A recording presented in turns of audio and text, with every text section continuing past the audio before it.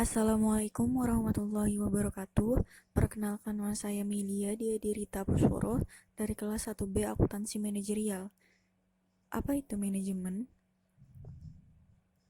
Manajemen berasal dari kata mengatur.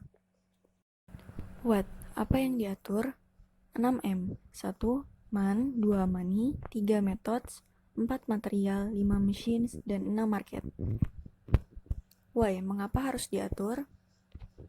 Agar 6M lebih berdaya guna, berhasil guna, terintegrasi, terkoordinasi dalam mencapai tujuan yang optimal.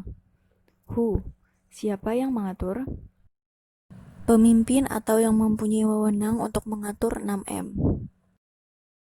How? Bagaimana cara mengatur? Melalui proses dari urutan fungsi manajemen yaitu POAC. Where? Di mana diatur? Di suatu lembaga. Pengertian manajemen menurut para ahli. George R. Terry, 1997. Manajemen adalah sebuah proses yang terdiri dari perencanaan, pengorganisasian, penggerakan, dan pengawasan untuk mencapai tujuan yang telah ditetapkan sebelumnya. Oi Liang Li, manajemen adalah ilmu dan seni merencanakan, mengarahkan, mengorganisasi, mengkoordinasikan, serta mengawasi tenaga kerja manusia dengan bantuan alat-alat untuk mencapai tujuan yang telah ditetapkan.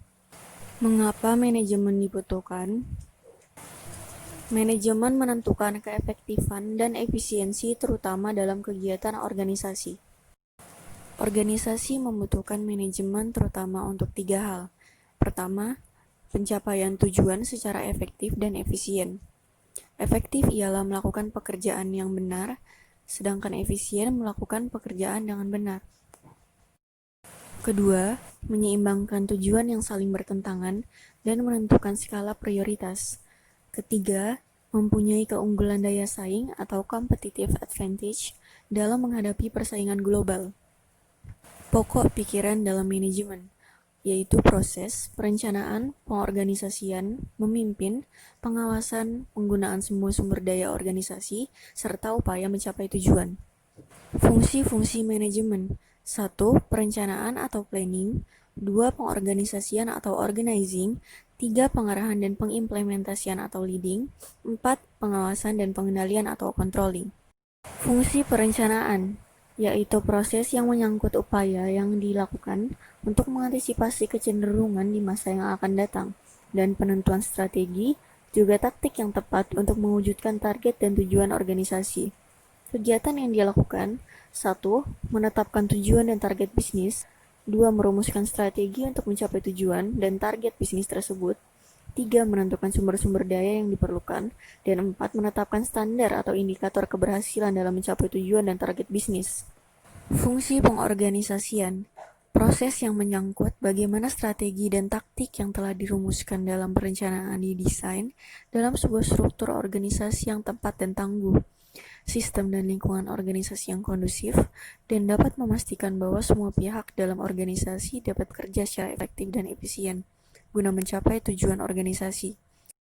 Kegiatan yang dilakukan: 1. Mengalokasikan sumber daya, merumuskan dan menetapkan tugas, dan menetapkan prosedur yang diperlukan. 2. Menetapkan struktur organisasi yang menunjukkan adanya garis kewenangan dan tanggung jawab. 3. Kegiatan perekrutan, penyeleksian, latihan, dan pengembangan sumber daya manusia atau tenaga kerja. Fungsi pengarahan dan implementasi, yaitu proses implementasi program agar dapat dijalankan oleh semua pihak dalam organisasi, serta proses memotivasi agar semua pihak tersebut dapat menjalankan tanggung jawabnya dengan penuh kesadaran dan produktivitas yang tinggi. Kegiatan yang dilakukan: 1. Mengimplementasikan proses kepemimpinan, pembimbingan, dan pemberian motivasi kepada tenaga kerja agar dapat bekerja secara efektif dan efisien dalam mencapai tujuan. 2. Memberikan tugas dan penjelasan rutin mengenai pekerjaan. 3. Menjelaskan kebijakan yang ditetapkan. Baik, segitu dulu dari saya. Apabila ada salah kata mohon dimaafkan. Wassalamualaikum warahmatullahi wabarakatuh.